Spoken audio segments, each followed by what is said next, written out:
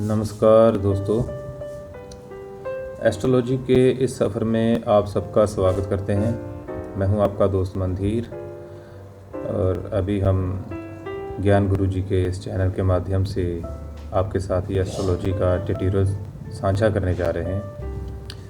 दोस्तों, आज का हमारा बात करने का जो विषय है वो है कुंडली के 12 भाव। जब हम कुंडली बनाते हैं, आपके सामने स्क्रीन पे ये जो डायग्राम शो हो रही है, इसमें आप देखेंगे कि कुंडली के 12 भाव बने हुए हैं, जिसमें 1 नंबर लिखा हुआ है। यहाँ पर आप माउस देख रहे हैं, ये पहला घर है। यहाँ पर दूसरा नंबर 2 लिखा, ये दूसरा, ये तीसरा, ये चौथा घर, 5वां, 6वां, 7वां, 8वां, 9वां, 10वां, 11वां और 12वां।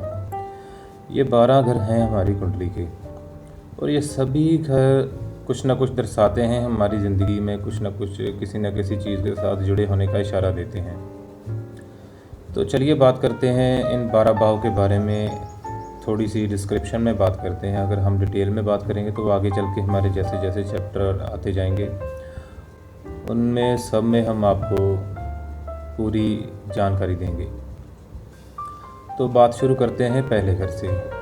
दोस्तों, ये जो आप देख रहे हैं, जहाँ यहाँ पर 1 नंबर लिखा हुआ है, ये है हमारी कुंडली का पहला घर, जिसको हम लगन बोलते हैं, और इसका पूरा संबंध होता है तन से। हम खुद क्या हैं, ये हम खुद होते हैं। लगन में जो राशि बैठी होती है जब हम कुंडली बनाते हैं, जैसे ये देखिए, ये कुंडली एक लगभग ये एक बनी हुई है, इसमें 1 नंबर मान लो, वैसे तो डेमो की रूप में ही लिखा हुआ है।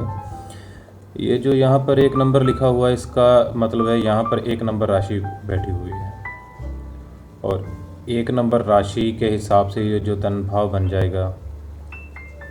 और उस राशि का स्वभाव क्या है 1 नंबर राशि का, जैसे इसका स्वामी होता है मंगल,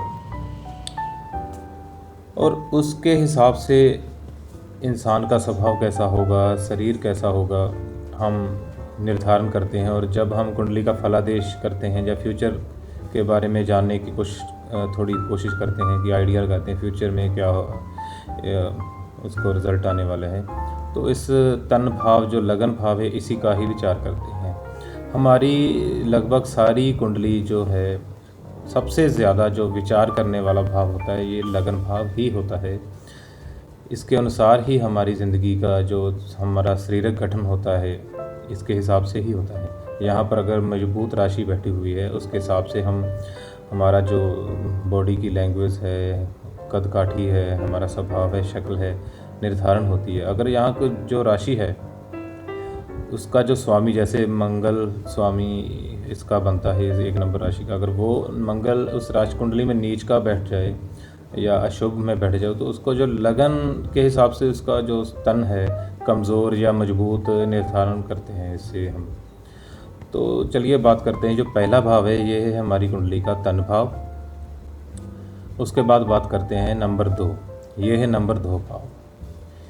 इससे हम विचार करते हैं धन, परिवार और वाणी। ऐसे जो द्वितीय भाव होता है, इस भाव के द्वारा जातक के स्वर, सौंदर्य, आँख, नाक, कान, गायन, प्रेम, कुल, मित्र, सत्यवादिता, सुखोपभोग, बंधन, क्रिया, विक्रिय एवं स्वर्ण, चांदी, मणि, रत्न आदि संचित पूंजी संबंध में विचार किया जाता है। आदमी को जो धन मिलेगा वो किस तरह से, कैसा, परिवार के बारे में बात करते हैं, उसकी जो वाणी है, बोल वाणी है, कैसी होगी।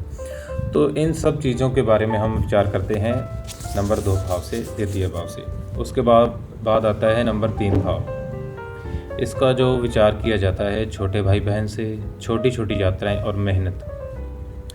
इस भाव के द्वारा हम जातक के पराक्रम, कर्म, साहस, धैर्य, शौर्य, आयुष्य, सहोदर, नौकर चाकर, गायन, योगाभ्यास, शय, सवास, काम तथा दमा आदि से संबंधित में विचार किया जाता है। उसके बाद आता है भाव नंबर 4, ये माता का घर है। गाड़ी, जद्दी जायदाद, हमें जद्दी जायदाद किस तरह से, कैसे मिलेगी या नहीं मिलेगी, कम ज़्यादा कैसा फल रहा, गाड़ी वाहन हमारी ज़िंदगी में कैसा रहेगा, माता का सुख हमारी ज़िंदगी में कैसा रहेगा, माँ का सुख जिसको हम बोलते हैं, उसका हम विचार करते हैं नंबर 4 भाव से। और उसके बाद आता है हमारा पंचम भाव। पंचम भाव से हम संतान, पेट से संबंधित कुछ बीमारियाँ, लव, इंसान की ज़िंदगी में जो उसका प्यार है, लव है, उसका हम संबंध भी 5वें घर से देखते हैं। और लॉटरी वगैरह जो निकलेगी उसका क्या रिजल्ट आएगा ज़िंदगी में, तो इसी घर से हम विचार करते हैं इन चीज़ों के बारे में। जैसे हम थोड़ी सी बात करें, इस भाव के द्वारा हम जातक की बुद्धि, विद्या, विनय, नीति, देशभक्ति, संतान, प्रबंध व्यवस्था, मामा का सुख, धन मिलने का उपाय, अनायास बहुत से धन की प्राप्ति, नौकरी छूटना, हाथ का यश, मूत्रपिंड, वासित एवं गर्भाशय आदि के संबंध में विचार किया जाता है। और इस भाव का कारक जो होता है, ग्रह है, वो गुरु है। गुरु के ये पक्का घर होता है। उसके बाद आता है छठा घर। ये देखिए यहाँ पर हम माउस को देख रहे हैं, ये हमारी कुंडली का छठा घर है। यहाँ पर हमने डिस्क्रिप्शन में लिखा है रोग, कर्ज, दुर्घटना, मुकदमा, कंपटीशन। यह इन सब चीज़ों का विचार हम करते हैं नंबर 6 भाव से। और इस भाव में हम शत्रु, चिंता, संदेह, जागीर, मामा की स्थिति, यश, गुदा स्थान, पीड़ा, रोग तथा वर्ण आदि के संबंध में विचार किया जाता है। इस भाव का कारक जो ग्रह होता है वो मंगल होता है। दोस्तों, ये छोटे छोटे रोग का घर होता है, छोटी छोटी समस्याओं का। यहाँ पर हमने डिस्क्रिप्शन में यही बात लिखी हुई है। उसके बाद आता है हमारा सप्तम भाव, 7वां घर कुंडली का। 7वें घर पर हमने डिस्क्रिप्शन में यही लिखा हुआ है, पत्नी, पति और साझेदारी। ये 3 चीज़ें तो इनमें मोस्ट इम्पॉर्टेंट हैं। और जो हम थोड़ी सी डिटेल में बात करते हैं तो इस भाव के द्वारा हम जातक की स्त्री या पति, मृत्यु, काम की इच्छा, काम इच्छा जो जिसको हम काम के साथ जोड़ते हैं, गृहस्थ जीवन में इसकी ज़रूरत होती है, काम, चिंता, सहवास, विवाह, स्वास्थ्य, जनन इंद्रिय, अंग, विभाग, व्यवसाय, झगड़ा, झंझट तथा बवासीर जैसे रोगों के बारे में विचार किया जाता है। और इस भाव का जो कारक ग्रह होता है वह शुक्र देव है। उसके बाद अष्टम भाव आते हैं। इस भाव में हम यहाँ पर मेनली इसी बात को जो हम डिस्क्रिप्शन में लिखा हुआ है, ये हमारा अष्टम भाव है कुंडली का।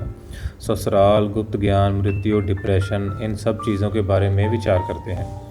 जो अष्टम भाव है, इसमें जीवन में आने वाली मृत्यु का कारण कैसा होगा, व्याधि, मानसिक चिंताएं, झूठ, पुरातत्व, समुद्र यात्रा, संकट, लिंग, योनि तथा अंडकोश के रोग आदि के संबंध में विचार किया जाता है। इस भाव का जो कारक ग्रह हैं वो शनि है।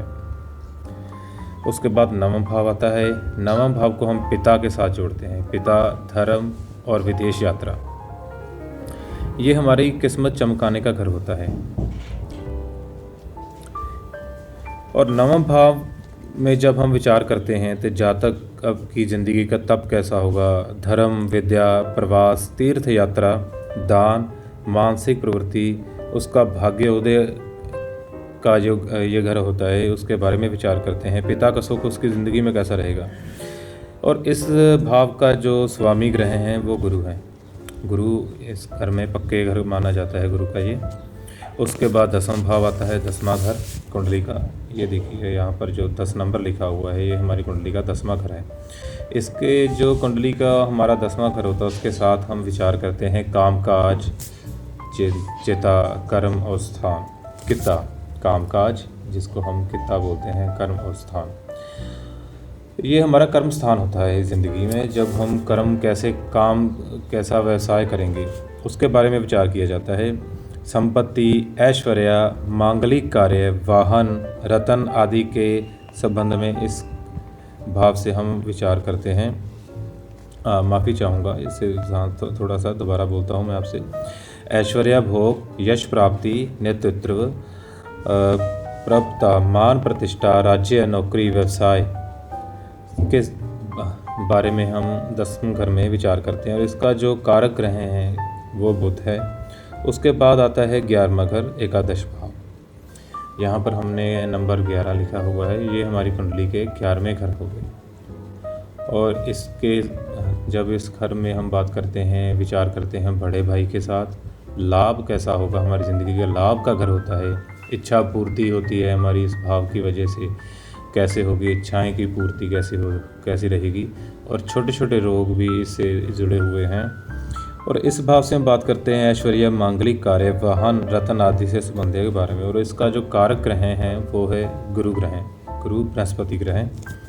और उसके बाद आते हैं हमारे 12वें घर, यहाँ पर हमने 12 नंबर लिखा हुआ है। ये विदेश से जुड़ा हुआ होता है, बड़े रोग का कारक होता है, चेर यात्रा का, इन सब चीज़ों की हम 12वें घर के बारे में विचार करते हैं।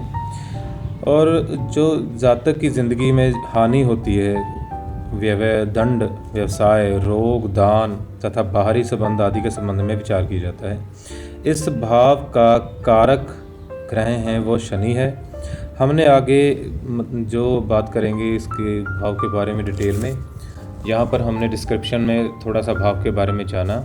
ये हमारा लगन भाव हुए, ये 4 जो 1, 4, 7 और 10, ये 4 भाव, इनको हम बोलते हैं केंद्र, ये बीच वाले भाव होते हैं, बीच में आते हैं। और नंबर 2, नंबर 6 और नंबर 8 और 12, ये जो भाव होते हैं ये हमारी कुंडली के त्रिकोण भाव होते हैं। यहाँ से हमें अशुभ फल ज़्यादा मिलते हैं। ज़िंदगी में जो हम अशुभताएँ, समस्याएं के बारे में बात करते हैं तो इन चारों भाव के बारे में ही ज़्यादा बातचीत की जाती है। और इसके साथ नंबर 3, नंबर 5, नंबर 9 और 11, ये अत्यंत शुभ भाव माने जाते हैं। कुंडली में जब भी हम विचार करते हैं तो शुभता की जब बात होगी, इस कुंडली में क्या क्या अच्छे परिणाम आने वाले हैं, तो इन घरों के बारे में बात की जाती है। तो ये हम खुद हुए, तो ये सामने वाला भाव हमारा पत्नी का हुआ, ये 4 नंबर हमारा भाव माता को, इसके सामने जो 10 नंबर भाव है इसको हम पिता के साथ नहीं जोड़ते, पिता के साथ जोड़ते हैं हम 9 नंबर भाव को। ये 10 नंबर हमारा होता है कर्म स्थान होता है। तो हमने हमारी इस वीडियो में कुंडली के 12 भाव के बारे में डिस्क्रिप्शन में जाना। आगे के हम सफ़र में बात करेंगे कुंडली के 11 ग्रहों के बारे में डिटेल में। तो यहाँ तक हमारे इस सफ़र में जुड़े रहने के लिए हम आपका धन्यवाद करते हैं। नमस्कार।